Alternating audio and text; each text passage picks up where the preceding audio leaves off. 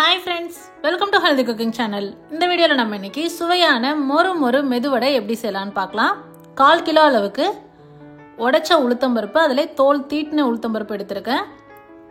2 tablespoon அளவுக்கு பச்சரிசி நல்லா கழுவிட்டு 2 மணி நேரம் நல்லா ஊற வச்சு எடுத்துக்கணும்.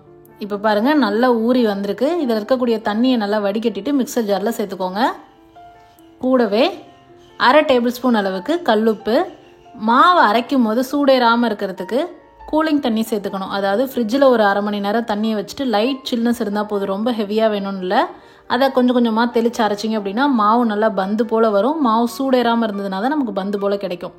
இந்த மாதிரி மாவு அரைச்ச மாவு பவுலில் சேர்த்துட்டு ஒரு 5 நிமிஷம் இந்த மாதிரி பீட் பண்ணி எடுத்திங்க அப்படின்னா நல்ல ஃப்ளஃபினஸ் கிடைக்கும் வடையில். அடுத்ததான் காரத்திற்கு நான் பச்சை மிளகாய் சேர்க்கல, தனி மிளகாய்த்தூள் சேர்க்குறேன். 1/2 டீஸ்பூன் தனி மிளகாய் தூள். பச்சை மிளகாய் சேர்க்கறதா இருந்தால் 2 பச்சை மிளகாய் சேர்த்துக்கோங்க.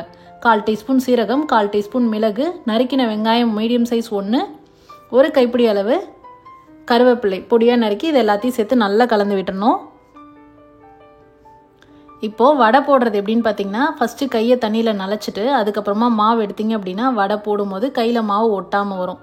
இந்த மாதிரி ரவுண்டாக பண்ணிவிட்டு நடுவில் ஒரு ஓட்டை போட்டுட்டு நம்ம அப்படியே எண்ணெயில் போட்டுடலாம். அவ்வளோதான். எண்ணெயை நல்லா சூடு பண்ணிவிட்டு மிதமான தீயில வச்சு இந்த மாதிரி வடையை தட்டி எடுத்துக்கோங்க.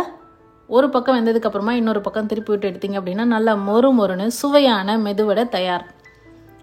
ரச வடையாக பயன்படுத்தலாம், தயிர் வடையாக பயன்படுத்த இல்லை அப்படின்னா சாம்பார் வடையாக கூட சர்வ் பண்ணலாம்.